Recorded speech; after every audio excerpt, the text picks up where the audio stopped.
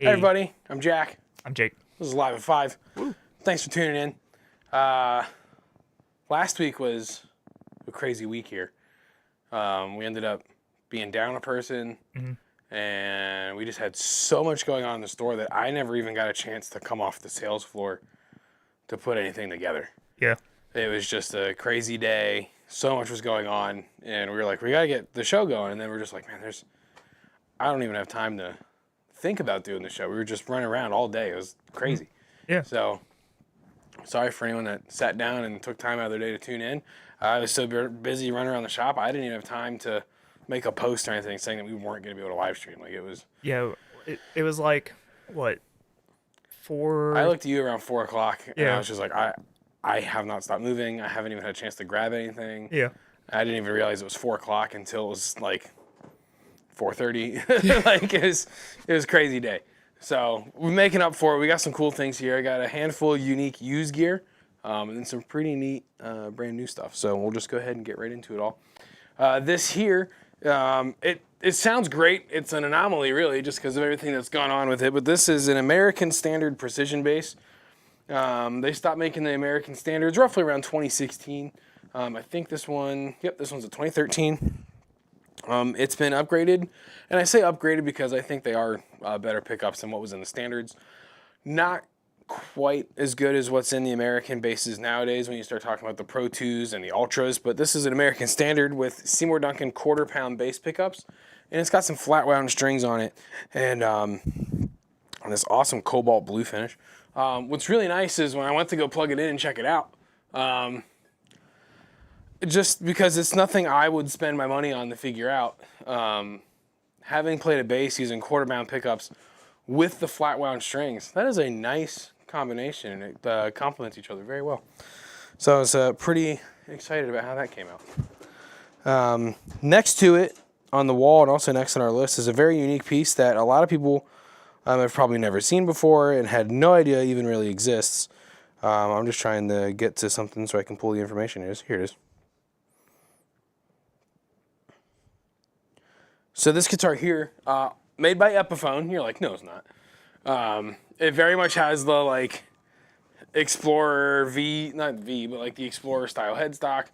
But this is an Epiphone. It's called the S310. So it comes from their S series. I wonder why it's called that. Made in Korea, obviously used. This isn't anything they would currently be producing. But, floating trem, 22 fret. It's an S-style guitar. They're really neat guitars. This is a fun project guitar if you're looking to have something unique to modify and really make your own. One of our lessons instructor here, he has the T300 or the T310, so the Tele style, and he uses that all the time. But this is a great guitar. It's like I said, a wonderful building block if you wanted to upgrade the pickups and change out some of the components on it. It's a great piece to start doing that with. It's a student model style thing. It was a very unique thing. Not a lot to really get into or talk about it. I just thought it'd be cool to say, like, hey, this is fun if you like collecting interesting moments in guitars. That is definitely one of them, especially with the whole, it's Epiphone. And at first I thought someone swapped it out, but no, it's just the standard piece. The truss rod cover says Gibson. You look at it and you're like, oh, is that an 80s Strat? Kinda. It scratches the itch, like it's, if I'd buy that, I'd swap the pickups out. I'd put a new bridge on it. I'd upgrade the block and everything with a good bridge, put FU tone things in there. That'd be a killer guitar. I'm What are we not selling going. that for? I'm not going to count that one, Jack. This guitar is $215. I could buy it right now and buy all the parts I want to upgrade it and come back tomorrow with an amazing guitar. Not going to do it. Yeah. We're not going to do it. We're going to walk away. So, Hey, I'm giving you a pass on that one, okay? next to it, you're probably like, what in the world is that? This is a McCarty 594 thin line. And this was one of my favorite iterations of the S2 McCartys because the thin line, to me, was PRS's closest cousin to the SG from Gibson. Double cutaway, vintage cherry red. This one is a used one, obviously. It's from 2013, I think. 2013. 23, I meant. 23, but no, it's from 2021. I always think, 2013? P-Base. The P-Base is from 2013. This is from 2021. I'm tired, folks. Coming in early every day lately. So this is a 2021 made in the USA, but because it's a 2021 model, not a 2024 model, this does not have the USA pickups. This is still the S series pickups. Except in the neck, there is a core model pickup. However, I have not had the chance to open this up and figure out which core pickup it is. So we're in for a fun little surprise there. I think we should definitely do that after the show. Yeah, I was gonna say I'll look in. But it's been modified a few little ways. The pickup rings are wooden, so you got wooden pickup rings. He added a pick guard to it. I'm not used to seeing pick guards on the PRS guitars. It further kind of aligns the guitar to the comparison of the SG. Yeah. Which is kind of cool because maybe you like SGs, but you don't like the whole neck balance thing. It's USA. I just heard them call my name to the front. I know. I just heard that too. So maybe they'll come tell me if that's an emergency. It does not have the PRS Phase 3 locking tuners. It was upgraded with Clusons, which furthermore align with the whole SG comparison because it has the tulip style buttons on there. So it's basically, if you can't make up your mind between a Gibson or a PRS, come buy this from us. It bridges the gap well. Next to that, I love these guitars. This is the GS Mini Koa bass from Taylor. Gorgeous selection of Koa wood on this, especially the ebony fretboard. What they did here is the ebony fretboard with the blonde streaks going down the middle, so it's got the nice addition to the color and everything there. What's really cool is the figuration in here. You get this nice little triangle cornered piece right below the sound hole there, pointing down towards the bridge. It's a nice little piece. Some gorgeous flame on the back of that. And these are using, I unofficially, I feel like the GS Mini basses are where Taylor and D'Addario kind of struck up their current partnership, which is why they have all the XS strings on a lot of their guitars. These strings, even when everything else was coming with Elixirs, the GS Mini bass and the Classicals were coming with the D'Addario strings. The GS Mini basses, they're phosphor bronze wrapped, but they have that nylon core. And they're phenomenal strings. They feel great. You get great extended playability out of them. Tonally, they sound great. And then their classical guitars, if I remember correctly, I believe all the Taylor classical guitars come with the Pro Arts from D'Addario, which is a fun little note there. But I think this is kind of where, when they started coming out with these GS Mini basses, I think that's where Taylor and D'Addario kind of kicked off their partnership, which led to them now putting the XS series strings on all their guitars. Yeah. This here is a wonderful, wonderful custom shop from our friends at Martin. This was something that Keith and I got to select while we were at NAMM. So these guitars were only available while you're at NAMM. They do what's called a lottery, and you put in a ticket. If your number gets drawn, you get to buy the guitar that's at the show. If not, you can still order one. But they only, if I remember correctly, they only build as many as are ordered at NAMM. So this guitar here, if only 12 stores ordered it, they only made 12 of them. I'll come back to this one in a second. I was just going down the line, but I have the little booklet that has all the specs and everything with it. So we'll open that up here in a little bit. This I wanted to show you because it's a different iteration of something we've had before. And I know, it's a Martin Dreadnought. Yes, but we've had a few of those. But What? This is the dealer visit. Sorry, I got real excited because even though I'm just talking, and I can feel it like reverberating inside the body. Oh man, you guys, come play this guitar. I can tell just from talking and holding it that this is an amazing guitar. This is so good. Oh man, Grover open back tuners. It's got some really nice bear claw going on in the top there, but I know that it's not a bear claw spruce top. I believe it is. This is just a solid. The tag just says spruce, but I'm willing to bet it's got to be like Adirondack or something. It's not just a regular Sitka spruce. I'll have to look into that. But it is a black walnut back and sides. The dealer visit exclusive guitars before were cherry, and they pulled that cherry right from Pennsylvania. I'm not sure where the black walnut comes from, but that is just from holding that guitar and talking and hearing myself vibrate through the body while talking is fantastic. Y'all don't want to miss that. That's an amazing guitar right there. I just checked, and it just seems like a standard spruce. Interesting. That is a very high quality spruce top then. Y'all are going to want to come in and really check this out, because that is a really nice quality top. That's amazing. All right, this next one here, these kind of stand out a little bit. These guitars are growing on me, I gotta say. This is a signature model, but from Ibanez, it falls under the Q series. It's the headless guitars. I'm drawn to these more and more every day I see them and that I hold them. This is the signature model for Ichika Nito. Ichika is they refer to him as an internet sensation. He does a lot of YouTube videos and has built quite the following from his pretty progressive style when it comes to playing. Fantastic guitars. He has this, and he's got another one that's a full solid body with the headstock. But his other model has like the vintage Ibanez headstock with like the script logo down the middle. Classic. This has his very special design pickups, roasted bird's eye maple fretboard. It's a Naoto body, which remember is like the Japanese mahogany when it comes to guitar building. I think I mentioned that in every episode at this point. It's a 3-piece roasted maple and Bubinga neck with a Wizard C profile, so very Strat-like if you think about it. This uses the R1 pickups, but his other model has the Ichi, I think they call them the Ichi 10s, but single coil style pickups on those. Let's see here, 25.5-inch scale length.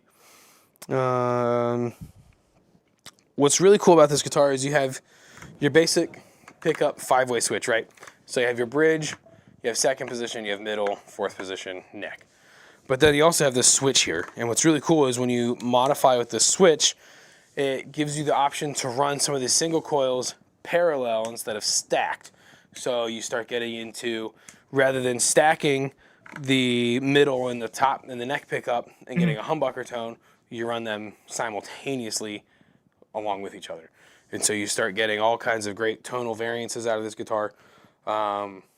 It's a fantastic piece. Like I said, I'm drawn, excuse me, I'm drawn more and more to the whole Q series and the headless style guitars every day.